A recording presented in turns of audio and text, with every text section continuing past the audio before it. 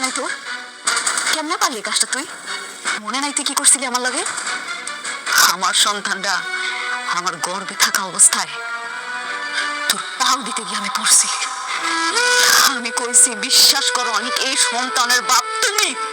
দর্শকবৃন্দ, আজকের পর্বে শুরুতে দেখা যাবে অনেকের নিজের সব ভুল স্বীকার করে মেঘলার কাছে ক্ষমা চাইতে আসবে, কিন্তু এবার মেঘলার সিদ্ধান্ত একেবারে অটল। সেই স্পষ্টভাবে জানিয়ে দিবে এতদিনের প্রতারণা কষ্টের পর অনেককে আর কোনোভাবে ক্ষমা করা সম্ভব নয়। শুধু তাই নয়, সবার সামনে অনেককে কঠোর ভাষা অপমান করে সেখান থেকে চলে যেতে বাধ্য করবে। এই ঘটনা অনেক সম্পূর্ণ ভেঙে পড়লে বুঝতে পারবে অতীতের ভুলের মূল্য তাকে এখন চরমভাবে দিতে যাচ্ছে। অন্যদিকে এই ঘটনার আড়ালে শুরু হবে আরও বড় এক রহস্যের উন্মোচন। অনেকের চাচা গোপনে বৃষ্টিকে আলাদা ডেকে নিয়ে জানাবে তার কাছে এমন একটি সত্য রয়েছে যা প্রকাশ পেলে সবার জীবনে উলটপালট হয়ে যাবে।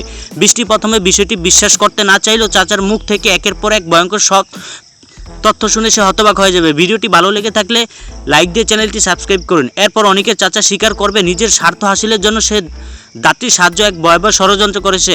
সে নবজাতক শিশুকে গোপনে অদলবদল করেছে যাতে সবাই ভুল বুঝে এবং অনেকের জীবন সম্পূর্ণ অন্যদিকে মন নেয়। এই স্বীকারোক্তি শুনে বৃষ্টি আতঙ্কিত হয়ে পড়বে এবং বুঝতে পারবে এতদিনে ধরে যে সত্য সবাই বিশ্বাস করে এসেছে সেটি আসলে একটি সুপরিকল্পিত প্রতারণা।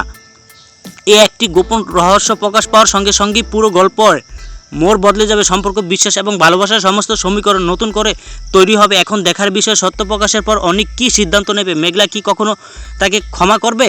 আর এই ষড়যন্ত্রের জন্য অনেকের চাচাকে কি ভয়াবহ পরিণতির মুখোমুখি হতে হবে? এইসব প্রশ্নের উত্তর মিলবে গরিব ঘরের রাজপুত্র নাটকের 37তম পর্বে। তাই শেষ পর্যন্ত আমাদের সঙ্গেই থাকুন।